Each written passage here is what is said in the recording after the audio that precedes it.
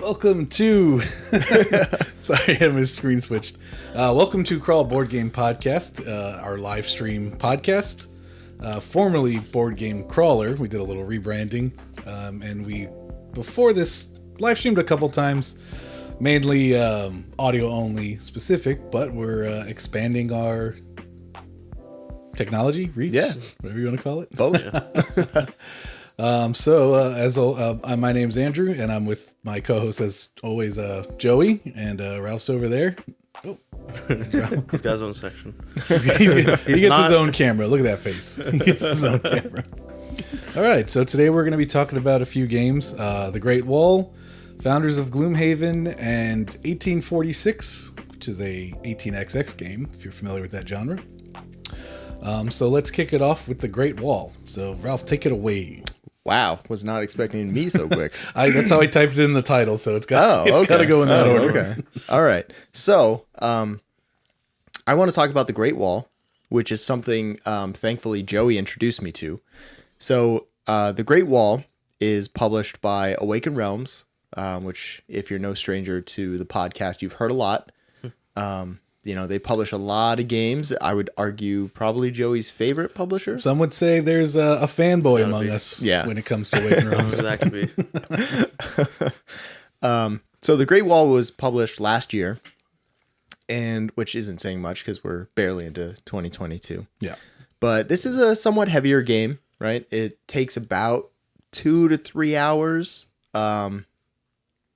I think that's kind of accurate. Yeah, that sounds two to about 3 right. hours. I'd say so. Yeah, it's 1 to 4 players. It does have a competitive as well as a co-op mode.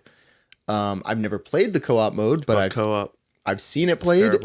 Yeah, co-op's no good. It looks like a nightmare. It's just like ruthless and unrelenting, and it's like even cooperating at your best, you have to be like right on point, otherwise you lose. Yeah. So let me dive into a little bit of the specifics. So as the Great Wall, you're trying to build the Great Wall. You're using it to attack from Mongol hordes that are attacking your wall segments. You have 3 segments. You have a plethora of workers and soldiers. The workers, also known as clerks, I believe, right? Mm-hmm. You're going to assign your clerks to certain areas of the board, and those areas, once filled, for some of them, will gain you resources. It'll increase the where you go in your turn order. It can allow you to create soldiers and assign them to wall segments. So all of this you're trying to do to gain victory points, and I think it's semi-cooperative, right? If you have a horde in one wall segment, you really want to try and work together, kind of. Yeah, you're kind of forced to work together at certain points, just by nature of the shame tokens. Mm-hmm. So I think a lot of competitive games, even in all competitive games, there's points in it where you can convince people to work together for a mutual benefit kind of thing. Yeah. So I'd say it's no more than a normal game, personally. Yeah. So diving into that a little bit, though, let me tell you what shame tokens are. So if a horde in one of your wall segments attacks and they're able to get through your defenses, meaning the walls, the barricades, things like that, everyone on the wall, or everyone will get shame tokens unless you have a soldier fighting one of the hordes. Now, there could be up to 3 hordes, so you need to have 1 soldier per horde in order to avoid the shame. But this shame is negative victory points, right? It negates 5 victory points potentially. Mm-hmm. So this is the threat, right? So that, just to give you a little bit of understanding. And I would call the victory points honor, because it's like part of the theme. True. Because you're really trying to get the most honor, and the way you do that is like selfless stuff. It's like, donating, you get some honor. You help defend the wall, you get some honor. So thematically, it's supposed to be like, you're helping defend the wall. So even if things go astray, mm-hmm. even if you've got like a soldier there, at least it's like, I got some honor because at least I was trying. Yeah, and that's like the whole point, is like trying to defend. You're basically trying to defend the wall better than the other players. Yeah. Yeah. Basically. That's kind of interesting. I never really thought about that where it really is like, oh, look at me, I'm defending the wall the best. Look at me. These other people aren't doing anything. I'm the good child. Yeah, pretty much. Yeah, and so kind of keying off of what you said, Joey, about theme, I think this game, it does a great job at theme. The artwork is amazing. It is, very beautiful artwork. I'm not an art critic, but I would I see a lot of like watercolor sort of backgrounds and very like brushstroke heavy sort of. Yeah. Even though it's about the Chinese culture, it almost reminds me of like calligraphy in some ways. How that can be a very like interesting art form because of how you're going about creating the characters. Totally. So the theme just drips from this game, honor and shame. You're constantly battling between the two. It's just, very, very good with that sort of thing. So I know you guys have both played it, right? Yes. Okay. I probably played it the most. Well, you go first, true. Joey, because Yeah. I have my reserves. I think I've already complained to you before, but He's only played it once, so no, a great assault. 1.5 times because I had to jump in for somebody, and then I had one solid. I think I did worse when I actually started from the start. Oh. And I think it was just the because you start with different what are they called, generals or Yeah, so you'll start by getting dealt 2 generals, and you choose one of those and give the other back, and then you'll get 2 advisors, one of which you tuck under your leader, and the other has an ability. The other you'll use it as an active ability.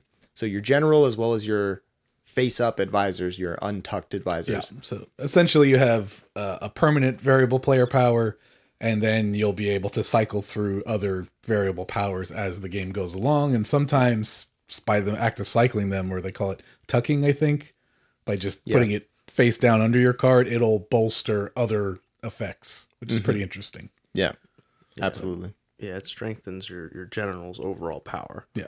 And that's kind of like the strategy is like you might have a different way to gain honor points than somebody else, just purely on your generals and your advisors. So you can play, your strategy can be totally different than the other person. Yep. One person could totally go in this other, economic. My whole point is just to get 2 clerks onto each spot and get honor that way, and bolster my general up like one of us did, and just do that all game while everybody else is trying to defend the wall. Yeah. Yeah, it's a really cool like a really cool breakdown of, you have the resource aspect where you're trying to gain resources in order to spend them to build up the walls and barricades. And on the other aspect, there's a more military aspect where you're trying to reinforce the wall with soldiers instead of wall segments or barricades. So I think that's really cool how, depending on your generals, your advisors, it could completely, because these are random dealt at the beginning, could completely shift how you think you're going to play the game. Yeah. Right up until you're about to start. So I really do like that, because it's not the same game every time. Yeah. I like games like that where the power you get at the beginning is going to push you to do a different strategy that playthrough. Because there's plenty of games where you sit down and you're like, you always try to go for the same thing because, it works. Yeah. So that's nice. Yeah. And it could potentially... Excuse me. Bless you, my child.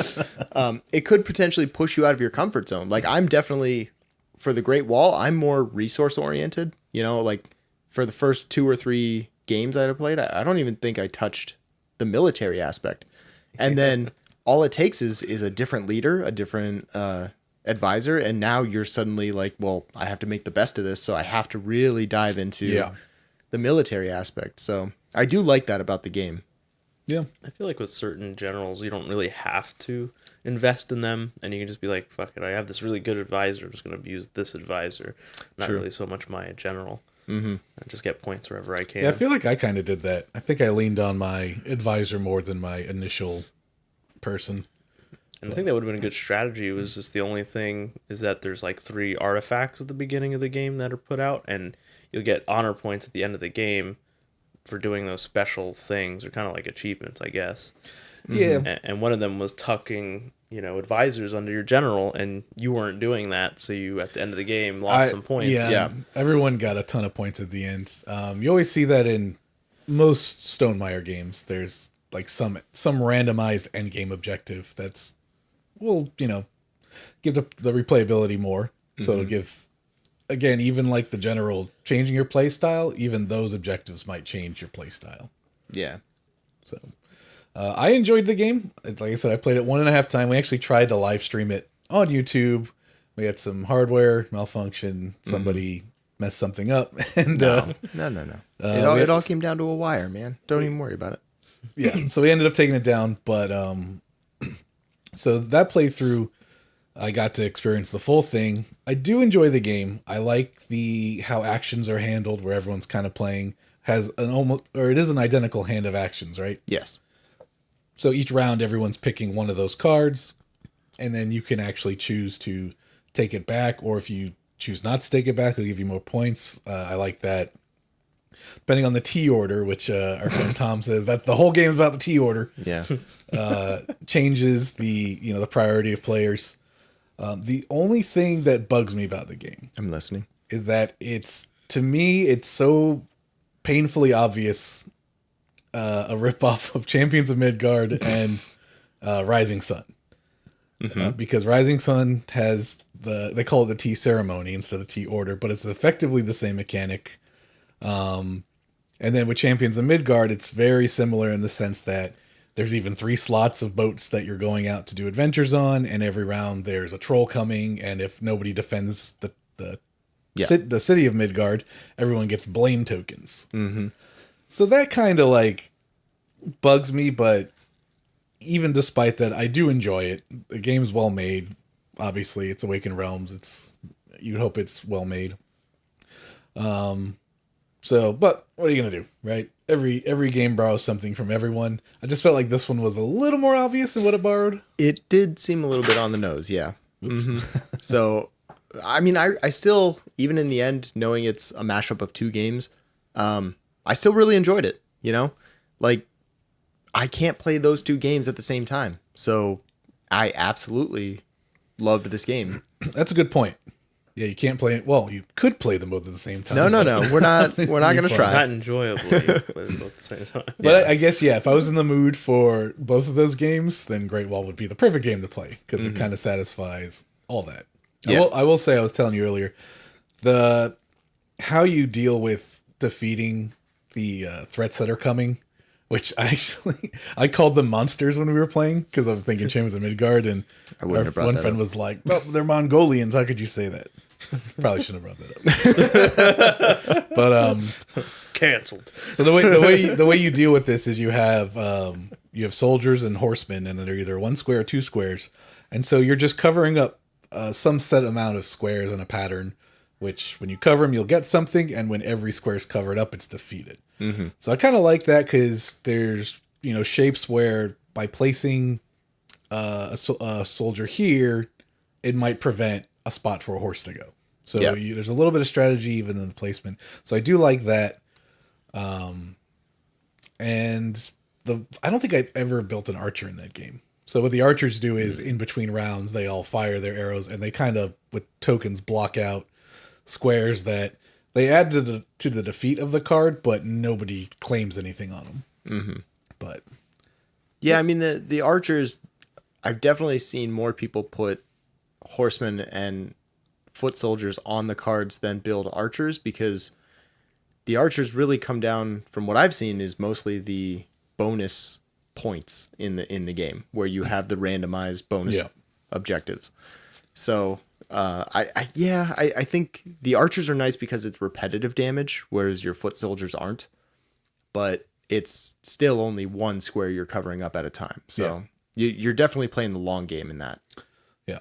The other thing I do really like about it is how there's some kind of worker placement to get resources, and a lot of the spots only pay out once the whole spot's filled up.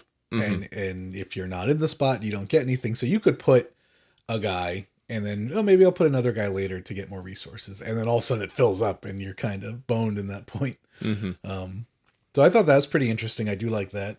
Yeah. There could be some sort of negotiation with that where you're making promises to people like, oh, if you go to stone, I'll join you in gold, and then both will activate is the term. Yeah. So a lot of wheeling and dealing in that game. Yeah. At least when we played. Yeah. I don't know. Your mileage may vary, but we got some negotiators in our game groups. So, but I will say it's my favorite Awakened Realms game.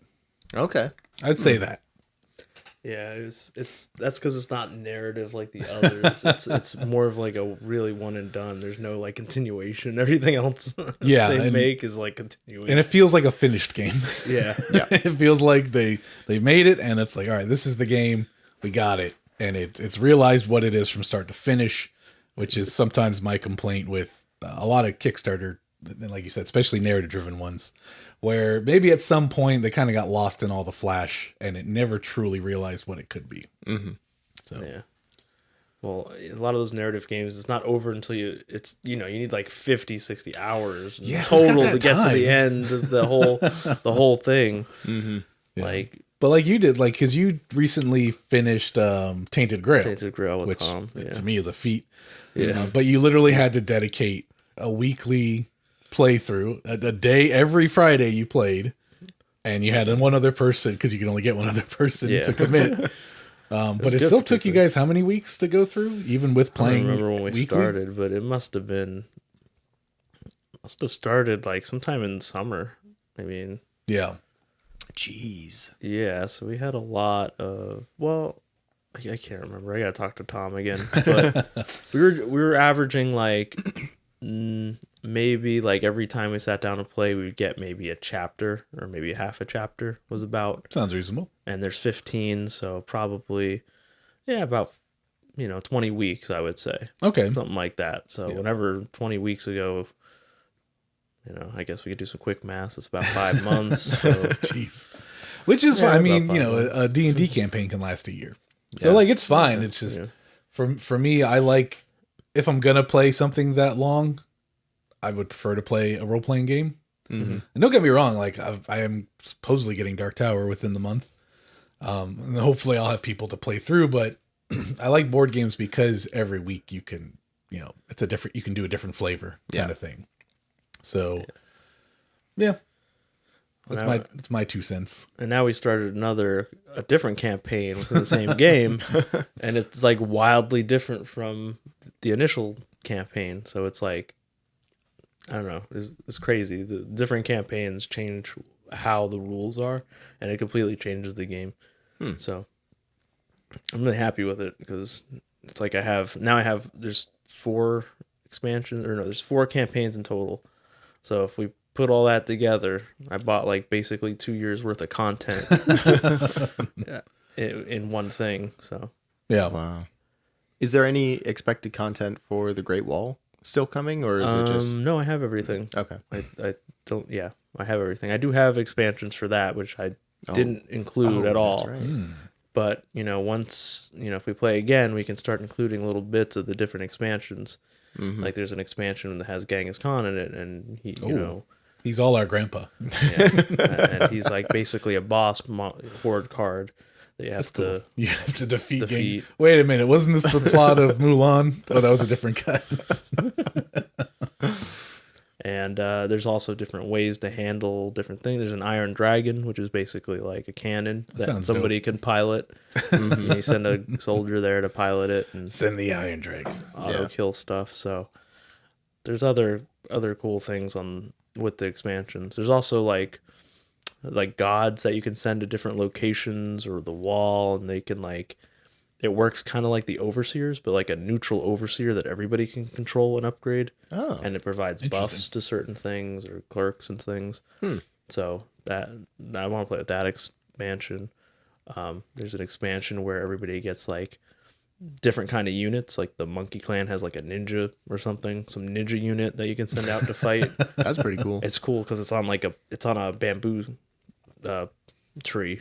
So like he's at the very top and he's doing like ninja stuff. I'm like, this looks kind of silly. What are you doing in that tree? Oh, ninja stuff. Like he's flying, but then you notice it's like a bamboo tree he's jumping off. That's cool. I want to see the Turtle Clan. The Turtle Clan. What does the Turtle Clan get?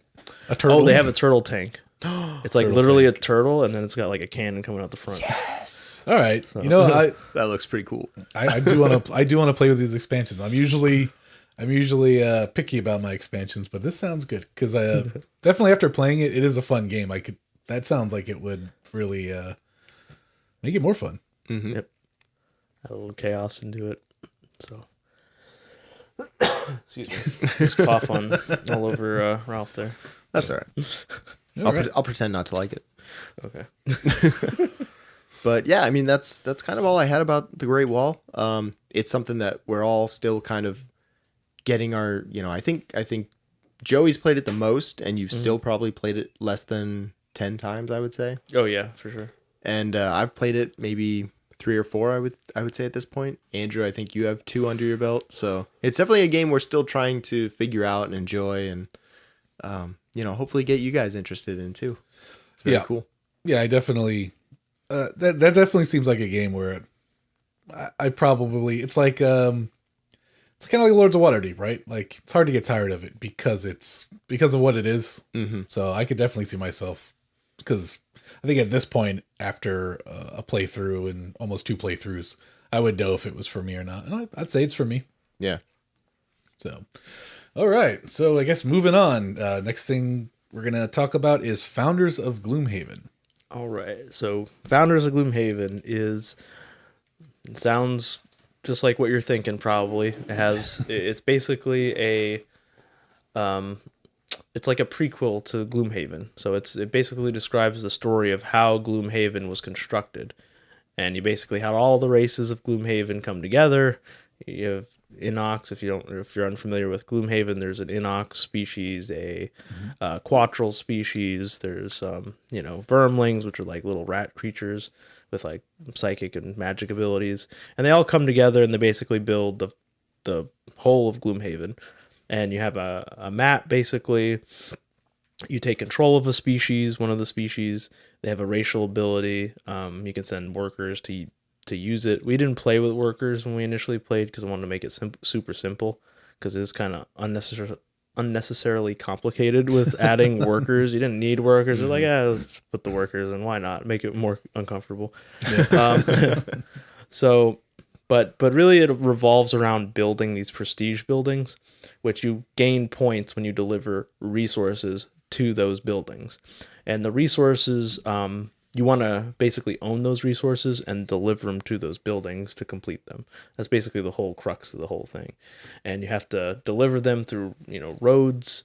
There's like a road connection way that you have to do it. And it basically, if you're familiar with Gloomhaven, you usually have a hand of cards, and you're playing a card each turn, and eventually you'll get down to like 1 or 2 cards, and that's when you are exhausted. In Founders of Gloomhaven, it kind of works in reverse, because you have 5 different abilities you start with, and there's like a recruit ability, which lets you recruit another card. It goes into your hand, so you basically increase your hand size as the game goes along, which delays there's basically a card that you call to vote, which lets you get your whole hand. That's how you get your cards all back to your hand. And when you call for a vote, you get to basically decide, whoever wins the vote gets to decide what buildings we're going to build and what's going to be the prestige building of the city. And once the 6th one is built, the game is over, and whoever has the most points wins. And it all kind of revolves around this little system here. I don't know if you can see that, but it's kind of like a technology chart in like Civilization or most other board games. Yeah. Excuse me. Yeah, it's a technology chart basically, and you have everybody starts with like 2 or depending on the number of players, but you generally start with 2 resources, then you own those. So there's a big distinction in the game about ownership versus access. Ownership never changes, so you can't I can't give Ralph the knowledge. Only I can own that. Only I can. He can only buy access to my knowledge, and that's kind of where the strategy comes in. Like sometimes you could just plop down your whatever your resource is next to the other person, and they have to buy access to it. So basically, they have to pay you the money to buy access to it, and that's how you can kind of gain income in certain ways. But yeah, you're basically getting and you have to kind of work together with other people and get access to their resources in order to build higher level resources, and then you own those resources once you build them, and then you deliver those to the prestige building and get the points.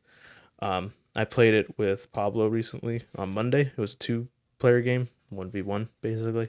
It worked well enough. Well enough. Got the job done. We were saying after the fact, like it felt like, on a 1v1, it always, any board game in 1v1 kind of feels like more like a chess game. Yeah. But I think that's just the nature of the 1v1. You can't really get around that. When you add that third person and more, then you have more chaos. It feels like there's 2 variables instead of just the one person to deal with. Mm-hmm. So I kind of give it the benefit of the doubt with that. But yeah, there was some strategy to it. I built like a silk factory that he could have built, but I built it faster than him, and I was able to deliver it to the right places in time. And we both recognized that, like, if he had built it, he would have scored more points and eventually would have won over me. Mm-hmm. But by building something that I wasn't initially going to build, I didn't have excuse me. I didn't even have access to those resources in the beginning. I had to buy access to them. So it almost felt like I was going out of my way to build this resource that I didn't really even have access to in the first place. But I felt like I would prevent him from getting points. And if I prevent him from getting points, then that would mean I would win. Which is what happened. So yeah. The scoring in this game is really strange. We played a really terrible hack-it job of the first game in which I forgot half the rules and I frustrated newcomers, which is like the worst thing ever. I basically tortured everybody with terrible rules. Nice. No, I mean, I thought we did, like, we pieced it together the best we could. Right. But there were definitely some, we found out after the fact, there were some major things that we messed up, like building only one certain type of resource or advanced resource in a region and things like that. Right. So, but I felt like the game is already complicated, and if I'm ambiguous on like all the rules and like I'm missing this and that, and it's like it makes it that much harder to like even conceptualize, so then you don't know what you're doing. And I think that's what happened with most people in that game. Excuse me. During that one, I like you switched to Ralph. My cough. Give you some coffee. You go to college, switch to Ralph. Sorry, I'm a really heavy smoker. Not really. Yeah, Joey. I've never smoked in my life. Well, actually, that's not true. I just never. Joey, we're live. I never inhaled. Our greatest president said that. Barack Obama said. Wait, or was that Clinton? I can't remember. I thought that was Bill Clinton. Oh. Bill Clinton. All right. One of those guys who was president of our country. He said something about not inhaling. One of those old guys. Yeah. So, where was I? So this sounds like it's very much an economics game. Yeah. Ralph. Did you enjoy that? It was better than the camera on you. It was better. It was better than the other garbage we're about to talk about later. Not is that the river game? To be fair, it wasn't. That was brass. It's not a garbage game. It's just brass. not. You don't like brass? Oh, here it comes. I could see where the fun leave a comment on this video if you want to see the three of us play brass. Oh, or just mash the dislike button if you don't. Please. Or you. We can still see that. Report disabled it. Report this video if you don't want us to. Creators can see it. Viewers can't. Oh, okay. Okay, good. Yeah, so down. So it sounds like it's economics, and then there's tile laying, and then a technology tree. Sounds like there's a lot going on. Yeah, but the technology tree is kind of simple. It just really outlines what you own, like who owns what and who has access to what. And basically you use access and ownership to create new resources. And you want to get to the higher resources because that's what you need to deliver to the prestige buildings to get the most points. And the way the point system works is, even if I build something like on here is warfare, right? Warfare takes leather and it takes metal to make. If let's say Ralph's the owner of the metal and I'm the owner of the I forgot what I said with this Leather. was. Leather, thank you. So you're the leather daddy and he's the metal daddy. Yeah. And if we deliver warfare, I'll get points for my warfare, but then the points trickle down to whoever created the sub resources. So eventually from just, I would maybe get 9 points, but of those 9 points, I have to pay out maybe 5 of them to the creators of the lesser materials. And maybe at the end of it, maybe Ralph would get a point or 2 for the metal I used if that was his. It's pretty cool. Mm-hmm. And that trickle down like point system is kind of very unique, but it's also very like confusing. That's the most confusing part of this, is like trying to figure out like who scored how much points. But when you trace it back, it makes it pretty simple. Yeah, and as a beginner, right, I think a lot of us were trying to see, okay, my first piece of technology can make this, but only with this other resource's help. So we were trying to bunch up on those because we can advance. But in hindsight, it seems like you really want to diversify, because now you're getting trickle-down points. And these are passive points that other people are getting for you, because they're building advanced buildings with your resources. And that's something that wasn't immediately obvious to me when we first started playing, but now is definitely something that I would consider in my next game to use as a strategy. Yeah, we definitely have to play it again, because it does deserve the redemption that me and Pablo gave it. But like, because leaving it at that butchered state was just not fair assessment of the game, especially when part of it too is just like the map and like placing things on the map, and there's kind of a jigsaw puzzle sort of thing to it. And one of the rules I didn't go over too well was that you can't put anything adjacent to your own buildings, but you can put it adjacent to anybody else's buildings, which really clears up, which makes it more free to put it in places. Where before it was we felt very restricted because I kept saying you couldn't put it adjacent to a building. So then it was like, well, hey, I can't put it adjacent to yours, but you can. I somehow manage in almost, I'd say 90% of the games I teach, I managed to miss one detail. So it's almost worse to miss one tiny detail than to just have half the game be kind of botched. 90%. I would argue that I probably miss. I know for me, I miss 100% of games. I always miss some. At least on the first teaching. Second teaching, we know a lot of games. Yeah. And the people who complain, well, why aren't you teaching the game then? Yeah, it's about the breadth of knowledge, not the depth of knowledge. You want a perfect playthrough? Go see Rodney Smith. Don't come to us with that. Yeah, and even he lets you discover stuff on your own, which you'll miss. You know it. Yeah. So Joey, with the story, I guess the lore of it, does it add a lot to Gloomhaven? Like, have you played this and then gone back to Gloomhaven and been like, oh, I know a little more about the universe now? Yeah, it does, and it even goes a step further than that, because what there's a variant in the game where you can play the thematic side of the board. There's 2 board sides. There's we played the fair side where everybody's like, it's all symmetrical basically, and there's the other side that's more of the thematic side, which is very asymmetrical, and like some people are like in this little corner, but they have like cheaper places so they can place things down cheaper, and other people are in more vast areas but everything is expensive to place there, so it balances out that way. What was my greater point? The lore. The lore. Tell us about the lore. The lore. So you can play a game where at the end of it, whoever wins gets to pick, based on the race you are, there's 9 city cards in the game that you can add to Gloomhaven. Oh. So when you go through Gloomhaven, if you're familiar with that game, you pick out a city card when when you're at Gloomhaven and you want to do a city adventure, city quest. And sometimes they have funny things that happen, or things that come, like a merchant will approach you and you might want to buy some mysterious scroll they have, which could turn out to be just junk, or it could turn out to be a quest or something. So there's like a mystery in it. So you get a city quest that gets added to the game, and it's like lore about how the city was constructed based on how you won in the game of Founders of Gloomhaven. Oh, that's really cool. So it connects awesome. them like that in a really cool way. So in effect, your game of Founders of Gloomhaven becomes the actual history of how Gloomhaven formed in the first place when you played the actual game. Nice. Wow. I do like me some game crossover. Like we've talked in the past. Was it Dungeon Quest has cards to take the figures and play them in Runebound. And also, I think Megaland, it's Ryan Lucart. There's cards that you can add to Above and Below.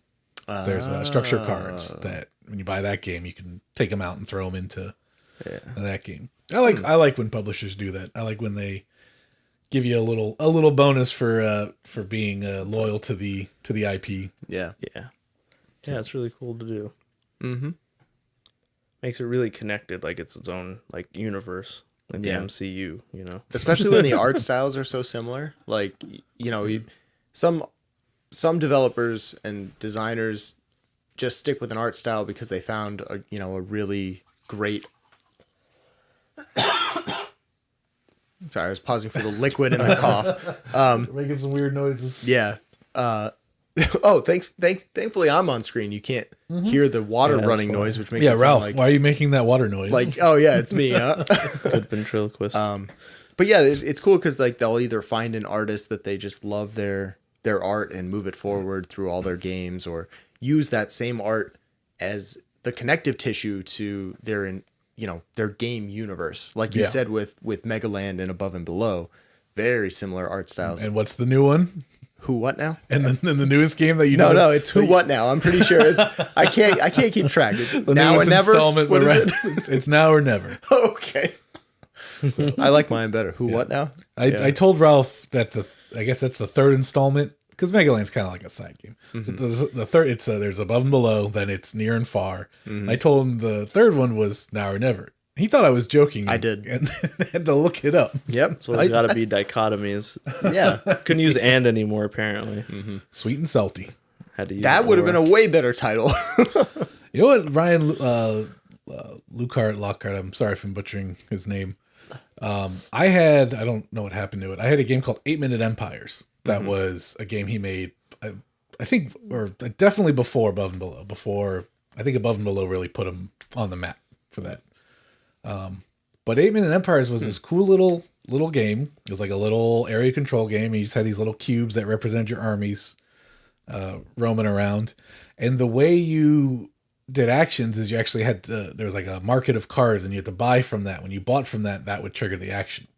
So there's a set number of things that can happen, which is cool. And then your gold is going to determine what you can do. So if you do like a really powerful move that's expensive, if you do too many of those, you might be like doing the cheapest moves towards the end. So that was a good one. But so yeah, Founders of Gloomhaven. I imagine. Does anyone else think of Isaac Childress when he's coming up with the lore, just like that meme of Charlie from Always Sunny, just locked in a room with bulletin boards and string everywhere, and so the Enochs, they come from this part of them. I don't know. Like I'm kind of surprised, and maybe there is, and I just haven't heard of it. But I'm kind of surprised. It almost seems like all of these games spawned from source material that he created for a tabletop RPG. So whereas most people go from board game to RPG, I feel like the lore is so good and it's so rich, because I would have no problem believing he went in the opposite direction, where he created a tabletop system. It's like, I could do better. And then friggin' PhD physicist the shit out of it and and created 3 board games.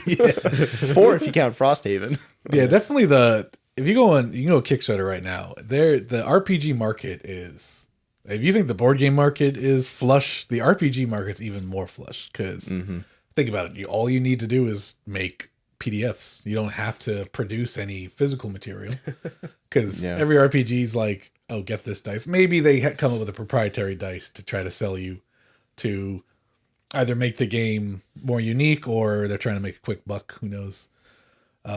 But the RPG, I'd say for every one game on Kickstarter, there's like 5 RPGs or RPG supplements out there. So yeah, supplements especially. It's like, oh, here's this cool thing I pushed into 5e or built. Well, that's why when we talked to Tim, the designer of Old Salt, what inspired that game was a rule set he made for 5th edition D&D, and he came up with mechanics to handle sea combat, and was like, this would make a cool board game, and so that's what he did. So very cool. All right. Any more comments on the founders of Gloomhaven? I guess not a fan of some of the using the blocks, the colored blocks, but that's just me. It wasn't really designed with this like aesthetic in mind. So, I would have preferred models. I guess I'm. I mean, I'm surprised you haven't bought just upgrade kits at this point. Yeah, I don't think there are any. It's not that BS. BS. Hold on, we have the power of the internet now. So we're gonna, yeah. Where's that keyboard? I got you. I doubt you'll find anything on Founders. And if you do, don't show it to me because I'll buy it. All right. Founders of Gloomhaven upgrade component upgrades. Yeah, I wonder what would even come up. Maybe the coins, but I already did that myself. So. All right. We're looking for Etsy. Maybe don't go to Reddit. That should be people talking. Yeah. Let's go with the first one. The best founders of Gloomhaven upgrades. Oh, that's an insert. So we got an insert. What is that? Sleeves. And that's it. Okay, hold on. Yeah, you're right. We got to go to Etsy. Yeah. Go back to the search bar. Let's type Etsy. Stat. Oh. Yep. Site. Yeah, site Etsy. It should narrow to Etsy only. Monster Standee upgrades. Oh, wait, this is for Gloomhaven. That's Gloomhaven. What a ripoff. Well, damn, Joe, I can't believe you're right. Hey, you know what? You just found your business model. Yeah. Or did not enough people buy really to upgrade though? Maybe not enough people bought founders for it to be worth it. Yeah. Yeah, it's definitely not as popular as Gloomhaven. Yeah. And well received as Gloomhaven, that's for sure. I'm sure a lot of people don't even know it exists. You might be watching this and you're like, I didn't know there was a spin-off game. What's the third game? Oh, Frosthaven. I did count. Lion, yeah, I counted Jaws and the Lion as Jaws of the Lion. Jaws of the Lion, I'd say, is more of an expand-alone than a. I mean, so is Frosthaven, but yeah, we're counting that, right? True. I think you have to. Yeah. I think Frosthaven's going to change enough stuff that it really is its own game. Just with the crafting stuff. Oh, crafting! I forgot about crafting. Everyone's getting into crafting. Oh god, It's going to be crafting. That's what almost sold you on. Hold my beer. On Descent. Yeah, was crafting. the craft system. I love crafting. But I count Jaws because it introduces different character types. So I think it adds something a little bit unique, and I'm sure the road events or the city cards. Well, I guess Jaws is all in the city, but I'm sure those are unique compared to Gloomhaven. So it adds a little something. Yeah, a little something. We actually played that last night, Joey. Mm-hmm. And Ralph was trying to run the game. He was doing a good job, not as good as you, but. Oh. Never as good. You would have been proud of me. I had this TV over here, just with the helper app up on it and stuff. Oh, okay. Yeah, you played Jaws last night? Yeah, yeah. Ralph stopped by and we were like, "Oh, let's play a game. Let's jump into this." Yeah. So yeah, we need to get back into it. Yeah, we played that one game, we liked it, and then we're like, yeah. Surprisingly enough, it saved our info from whenever the hell we played that last. Really? Yeah, because we used the same computer, so it reloaded it. And actually, Ralph played your character. Oh, okay. Yeah. Garbage. Couldn't pronounce his first name. Yeah, Jorgen? Jorgen? I don't know. Oh, something Swedish. Do you even remember what his name was? No. Yeah, no, we'll get back into it, and we taught Michelle to play, so now we'll have a fourth person. Yeah. All right, awesome. But you can go back to the healer. You can take your red guard again. Thank God. Love me some healer. Yeah, play some more Jottle. All night I'm just like Jottle. All right, so. Shall we toot segue over your garbage? Let's talk about a genre, a forbidden genre. 18 sucks. So if you don't know, there's a genre of board games called 18xx. So what that means is it's a very dry economics game. Typically revolves around railroads or some kind of trade. Complicated rule sets, economies. We had recently played one. A friend of ours introduced us. It was called 1846 because it's always 18 something. And you were playing. What's the time period? 1846. Oh, I meant more like I was being very sarcastic, but when you said "oh," I thought that's. I meant more. What would you call that era in history? 1846. Pre-Civil War. Is it? Yeah, it is. They had trains in 1865 was the Civil War. Shit. Well, before the Civil War, Damn. there was a railroad expansion. Well, the 40s? Would that be the Gold Rush? Just so like Gold Western Rush? expansion, basically. Yeah. All right, so it takes place around Western expansion. We'll just go with that. And Joey with the history knowledge, though. Hold on. I feel like we should have known that, and we're just dumb. No, I second it. We're dumb. So, anyways, 1846. Basically, you're building railroads. You have like your own company, and you're starting other companies, and it's like the company's money separate from your money, and everyone can buy stocks. And I really enjoyed it. The 2 times I played, well, actually, again, it's another game we only played 1.5 times, because the first time we played, it just took a long time to learn, and then Ralph rage quit. Well, I'll come back to that point, but go on. But then the next day, we sat down and did a 3-player game. We were actually able to finish a game. Granted, it took almost 4 hours. But I really enjoyed it. I came in dead last. Though I did have the most profitable company. Just in the end, it matters what your money is, not your company's money.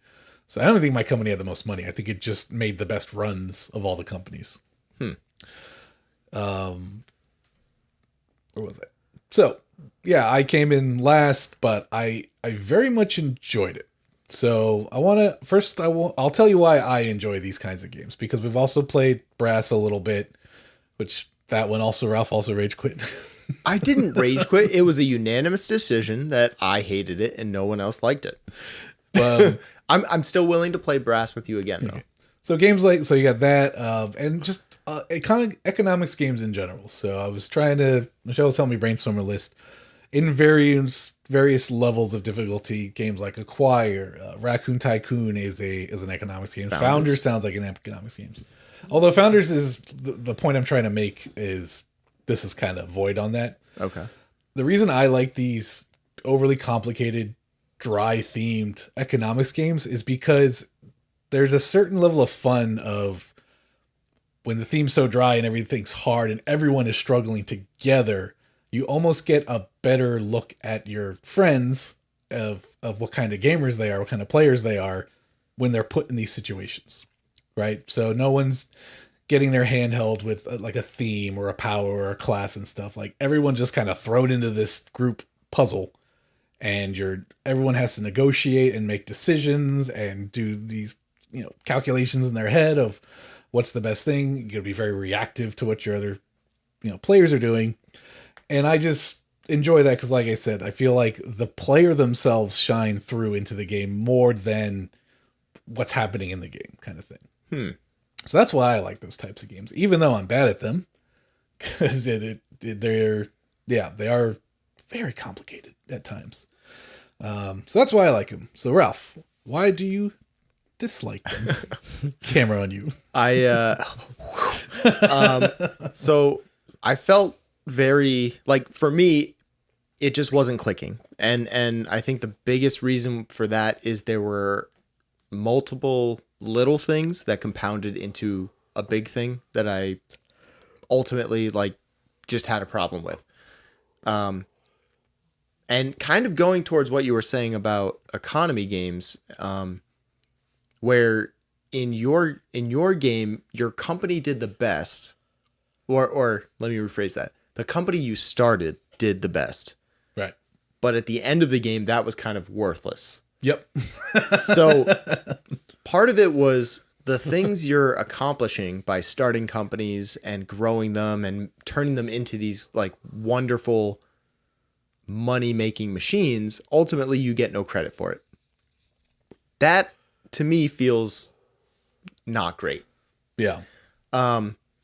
Additionally, so you mentioned that, I did rage quit and rage quit. Well, yeah, I'll go into it. I didn't rage quit, but I did have to understand the game enough to purposely force myself out. It took more effort for me to lose that game or for me to get out of that game. To knock yourself out, yeah.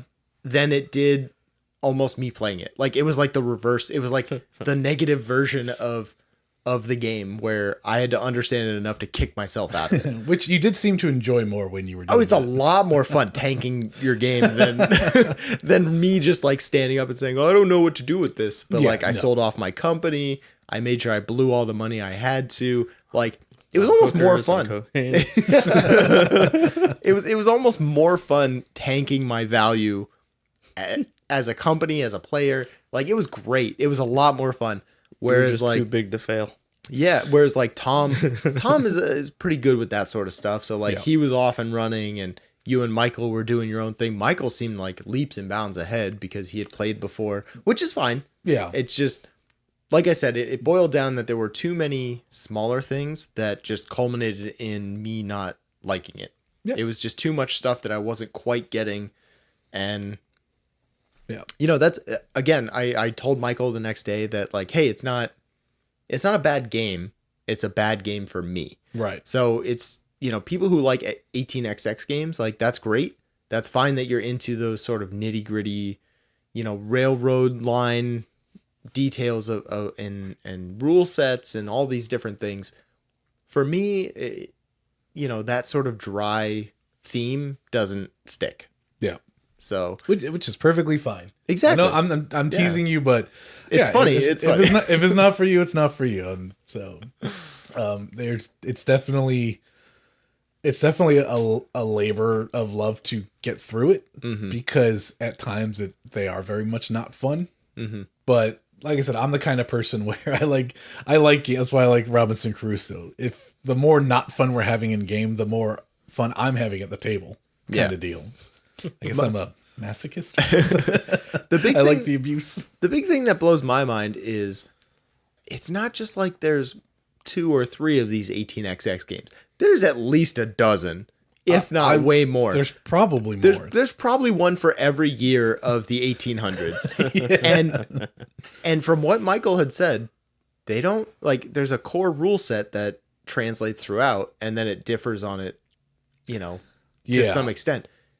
If you like this game, how are all these other games just as charming as this one? That's the other thing that it's kind of like blowing my mind, is like, oh, if you like 1846, you'll love 1854, but not 1853. That goes off the rails, pun included, because it's a railroad game. I don't know. I mean, it's like a deck builder, right? The deck building genre. But you always build a deck. But so how can you play 20 different ones? But the themes can differ, right? Like you can have a Marvel deck builder. You can have Clank, which is a deck builder plus a board. You can have all these different things. It's all trains, man. All these 18xx games, it's all trains. All trains all day. It sounds more like a Pokemon game. And going from the generations where they make the smallest of changes and it's a whole new game. Yeah. It's like, oh, you love the Kanto region? Boy, I got 4 more just like it. Yeah, exactly. That's what I was thinking about when you're describing it. It's like you can, and I always criticize Nintendo for the Pokemon games. I used to really love them when I was a kid, but then it's like, you guys have moved at like a slow ass pace. Everybody else has like done so many amazingly different things with like their IP, and it's changed so much. And you're still like, you can't even do water right. Like in your new game, like I saw the pictures. It's like, come on, man! It's 2022. And like, why can't Charizard fly? That's still a friggin' Bethesda's worse. They sold you Skyrim at least 20 times. I mean, I didn't buy it. At least they're not claiming it's something different. It's just Skyrim on different platforms, man. It's true. You guys remember Skyrim? You have a flip phone? We have Skyrim on a flip phone, baby. See people, or what was it? Where there's like a pregnancy test that uses like a very very crude dot matrix screen. And so, like, people will, like, hack them and, like, run Doom. Or I've seen people, like, actually put the opening cutscene of Skyrim on it. And it's just a black and white screen, but... Finally, you're awake. And you're a girl. Finally, you're pregnant. But, I mean, we're kind of, like, jokingly razzing the game here, but... it's a good game if that's what you want. If you want a nitty gritty rule system, it's perfect. Yeah. Not for everybody though, and that I might just be a product of a person grown up on games that like there's so I mean look at these shelves behind us, right? There's so many expansive titles, there's so many different themes, there's so many different genres, like mechanisms in games. I just, I feel like one of those people who, did you see the Frankenstein from 1950s, like black and white, whatever it is? It's like, yeah, but like there's also but I prefer the monsters. Yeah, right? Like I don't know. I That's not music. I mean, yeah, it might just be that I'm spoiled by the new that I can't appreciate the old. And I'm willing to accept that that's me. And I'm fine with that. Back in my day, you had Monopoly and some others. I can't remember them, but that's what you had. You did good with what you had. Yeah. Well, I believe, Ralph, that there is an economics game out there for you. We're going to find it. I mean, I played Founders. I'm willing to play it again. I played Brass. I'm willing to play it again. I mean... Oh, he said it. He's willing to play Brass. I told you that. and you ordered Furnace. Yeah. Which is more of a... Finally found it for a reasonable price. Yeah. It's a very straightforward economic game because you're only dealing with values 1 through 4. You're not dealing with companies that you have to balance and sell stocks and all this. It's like you're buying into something, but there's not a lot at stake. If that makes sense. It's a little more focused on bidding. It's like bidding and engine building. Yeah. So you're going to bid, and then you're going to with your card. Yeah, because with the cards that you win, you're going to process stuff to try to make resources to score. Yeah. And there's a hard mode, which I feel like I'd rather play the hard mode, where lay it on me. The order that you place them in, they have to functionally go through the order. Like you can't like collect a bunch and then it's like, I'm going to do this and then I'm going to activate this card. I'm going to activate this card. No, they go from left to right. And if you build a bad machine, then you're a bad person and you're going to suffer. I mean, we'll try that.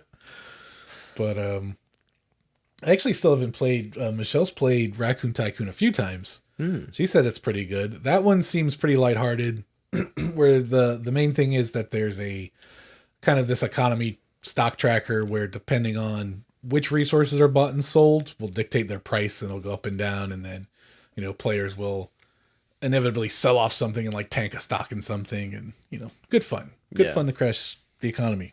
Yeah, I don't mind light versions of that where buying and selling dictate prices of things. Like in my mind, that's a very light version of an economy. Mm-hmm. But when it gets a little bit deeper than that, that kind of like, I mean, I don't have the brain for that, right? Like it seems like I would be good at math and all of that. Like, I'm not. I just I think you have the brain for it. And I get it. You want to play a board game. You want to enjoy yourself. You don't want to be crunching numbers and stressing out about these little imaginary railroad systems, which you don't even in 1846 specifically, like the components are like really toned down. Like pretty much all the track tiles are just like a line out on a colored hex. Like there's essentially no artwork. Right. There's some art for the trains. There's like a random train on the board. Even the companies are just logos. Yep. The rules are in crayon. Yeah. They might as well be. No, they'd be more color then. Yeah. Oh, yeah. But yeah, I'm down to play that again. Hoping to play Brass again. Oh, maybe you should, if you're looking to spend some money, see if any of the remakes, I almost got Birmingham for you. Which supposedly is a better version. It's a little more smoothed out. It's a little less kind of dropped into chaos with Lancashire. But yeah, and that one introduces beer, which essentially becomes a wild resource, which that's the hardest part of Brass is getting all the appropriate resources. Yeah. So you have this extra resource that will kind of give you some wiggle room to not have like the most efficient like route set up. Yeah. I think it's pretty cool. But okay. All right. So I guess now we're going to go into some board game news and then finish it off. I did not prepare any board game news because I've been stressing about this live setup for the week. In fact, me and Ralph both forgot Ethernet cables. I forgot to order one and Ralph forgot to bring his. I had one job and I mucked it up. So now we got this nice $40 Ethernet cable that might find its way back to Best Buy. Oh, it's 100%. Man, if only Home Depot sold Ethernet cables, right, Andrew? They do. I think for a lot cheaper. Do they?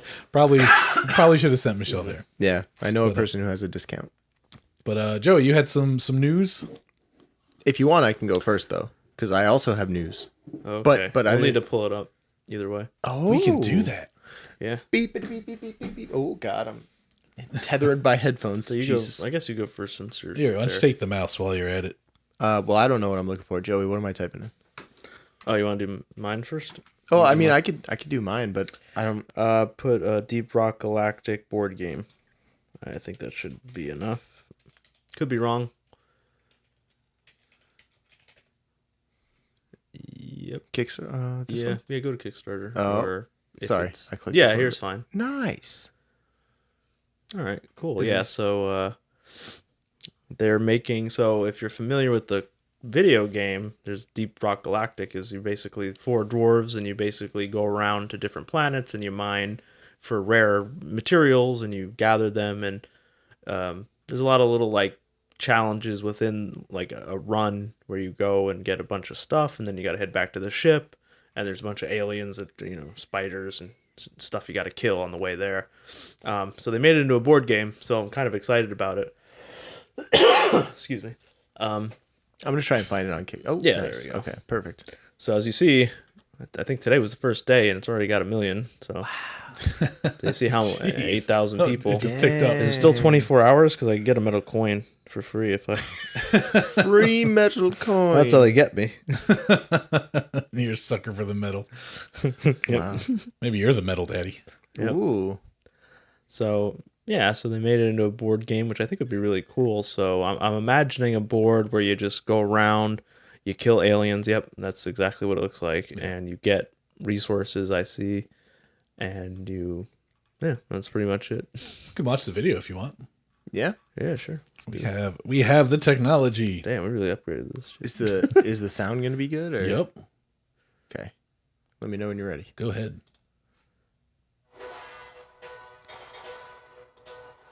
Is that gonna mess you up? Hold on. Pause it. Actually, go back. Change the output and the little speaker or down there. I can't see this All far. right, No, you're right there. You got it. Right there. Click on that. Yep. The top one. Zoom P4. Just tell me when I'm there, because I can't. Yeah, click that. Yeah, you're Okay, there. I can't read. I never learned how to read. All right, take two. Full screen though? Is that Yeah. okay?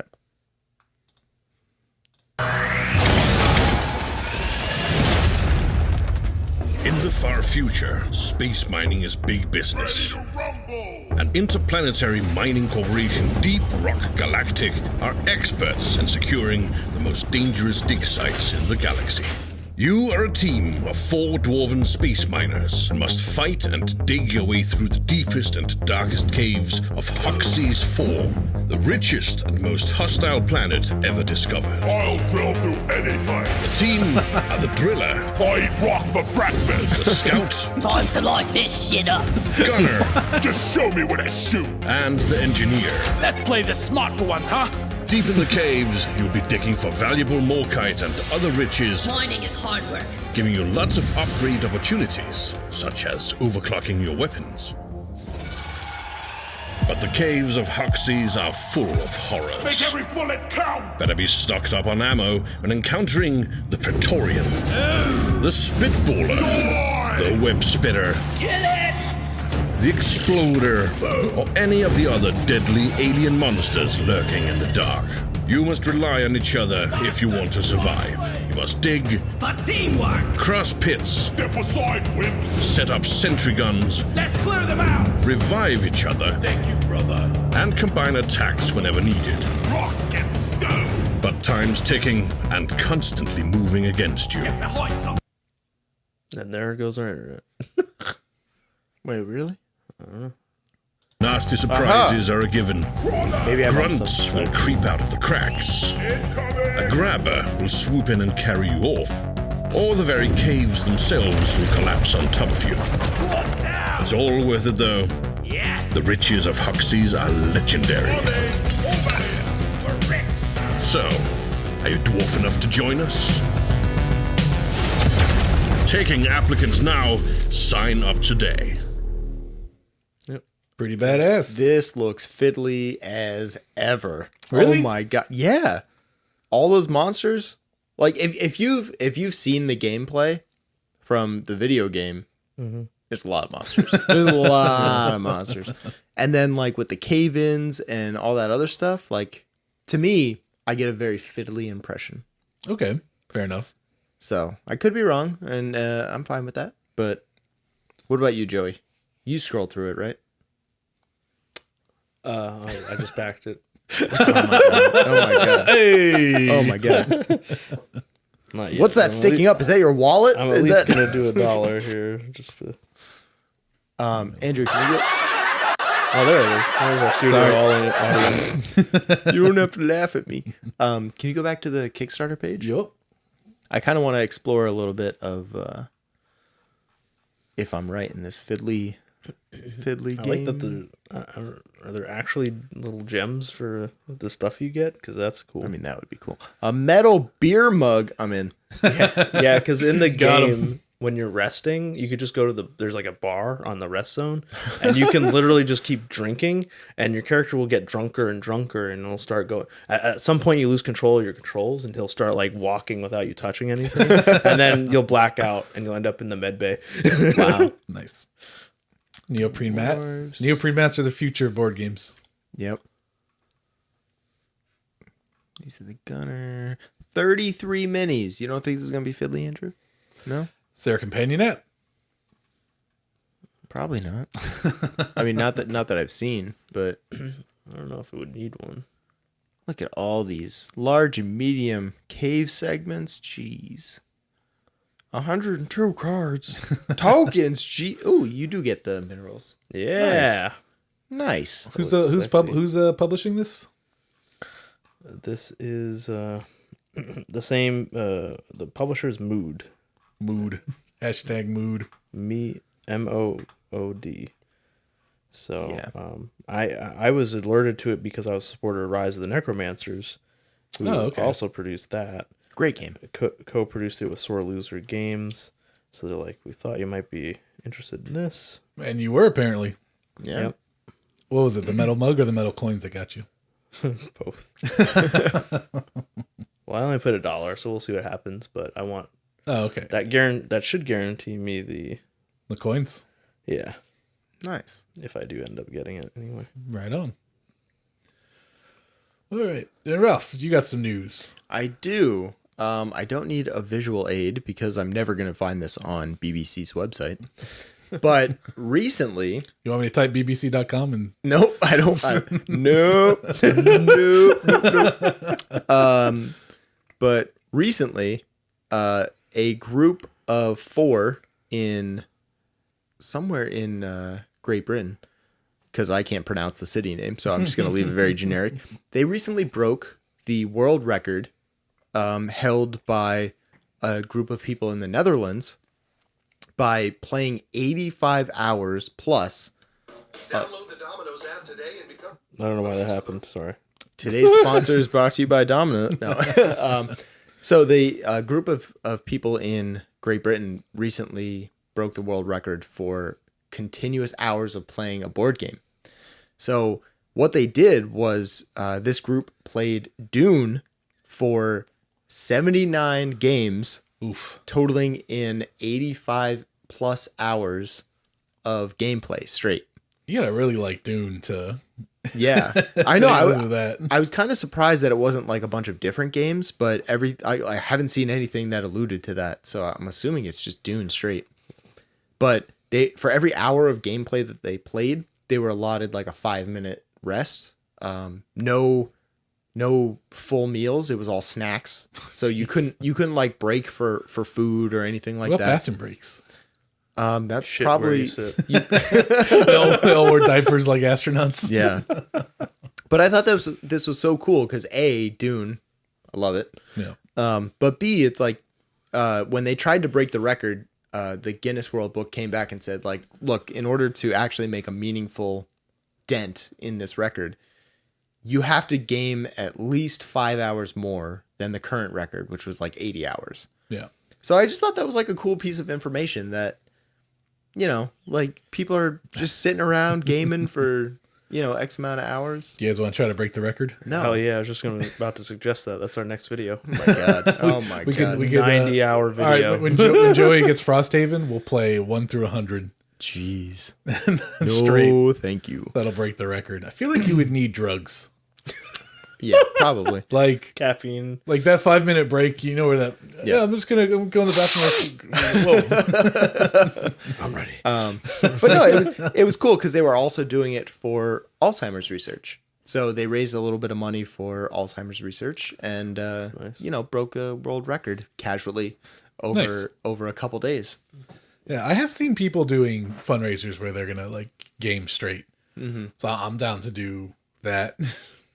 No. Yeah, Not 86 hours worth, but you see them, they'll do like, like 24-hour streams. Yeah, 24 hours of games. I have a job? No. Well, obviously we'll do it on a weekend. No. I got disc golf the next day. I can't. True. All right, Drew. I can always take my PTO off. Yeah. We can all call in sick that day. Because we'll probably be sick the next day, sick. too. Yeah. Yep. Oh. But yeah, cool little piece of history and interesting little fluff piece. Yeah. I thought it was pretty cool. I like it. Now I want to see the team from the Netherlands like clap back with the 95 hours or something. You know what game they played? Did it say? It doesn't say. But I mean, I am curious. It would be cool to learn that. Yeah. All right. Let me see if I can Google that really quick. Yeah, let's do that. But help me fill the time. All right, I got to stall for Ralph. So if you're still in the chat, thanks for joining us. If you're watching this video after the fact, thanks for the support. Normally these will have audio uploaded to Spotify, iTunes. I forgot to hit record, so this one's not going to. Can we pull it from YouTube?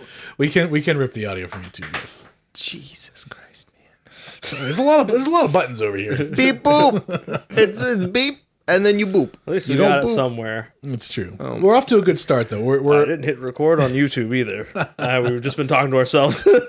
we're like 100% better than our stream last week, which was a massive failure. It's all about progress. All right, so this is a little bit more impressive. So the Netherlands team that created the record of 80-hour marathon, they played 400 games of Ganzenbord, also known as Game of the Goose.